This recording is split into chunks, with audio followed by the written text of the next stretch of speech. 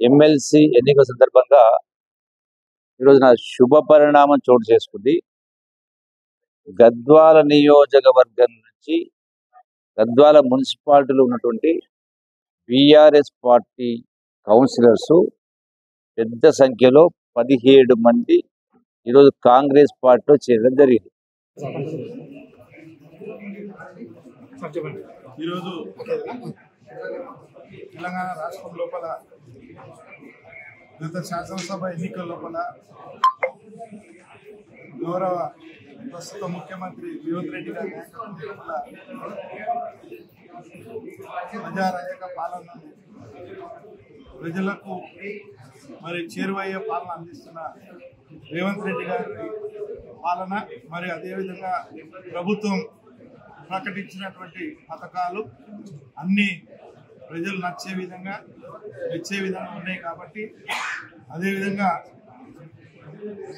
జిల్లా మంత్రివర్యులు గౌరవ జూపల్లి కృష్ణారావు గారు, అదేవిధంగా గద్వాల జిల్లా పరిషత్ చైర్మన్, గద్వాల కాంగ్రెస్ పార్టీ నియోజకవర్గ ఇన్ఛార్జ్ సరితా తిరుపతి గారి నాయకత్వం లోపల ఈరోజు బీఆర్ఎస్ పార్టీని వదిలి నాతో పాటు 16 మంది కౌన్సిలర్లు ఈరోజు జూపల్లి గారి నాయకత్వం లోపల కాంగ్రెస్ పార్టీకి జైకొట్టి ఈరోజు కాంగ్రెస్ పార్టీలో చేరడం జరిగింది.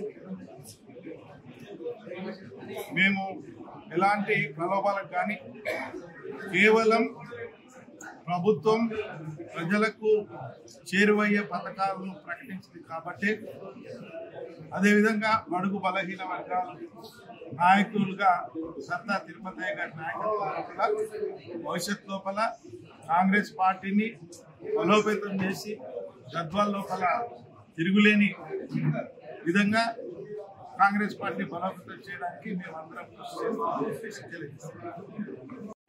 చేరిందంటే ఖచ్చితంగా ఇది పార్టీ మీద నమ్మకం కావచ్చు. పెద్దలు రేవంత్ రెడ్డి గారు ఆయన తీసుకెళ్లే సంక్షేమ పథకాలు కావచ్చు, ఈ రోజు ప్రజలకి పార్టీ నుంచి మనం ఒక భరోసా ఇవ్వచ్చనే నమ్మకంతో మా కౌన్సిల్ అందరూ కూడా నమ్మకంతో పార్టీలోకి వచ్చిండ్రు. ఖచ్చితంగా మీ అందరి నమ్మకం ఇదివరకు నడిచిన రాజరిక పాలన అంటే ఒక కుటుంబ పాలనని స్వస్తి చెప్పే విధంగా ఈ రోజు మీరందరూ ముందుకు రావడం చాలా సంతోషం. ఖచ్చితంగా పార్టీ నుంచి మీ అందరికీ కూడా పార్టీ అండదండగా ఉంటుంది. డెఫినెట్ గా రాబోయే కాలంలో మన గద్వాల మున్సిపాలిటీని మంచి అభివృద్ధి చేసే విధంగా పెద్దలు జూపల్లి కృష్ణారావు గారు కానివ్వండి, అలాగే పెద్దలు రేవంత్ రెడ్డి గారి ఆధ్వర్యంలో మనందరం కలిసికట్టుగా ముందుకెళ్లాలని మీ అందరూ కూడా పార్టీలోకి వచ్చినందుకు ధన్యవాదాలు తెలియజేసుకుంటాను. Thank you.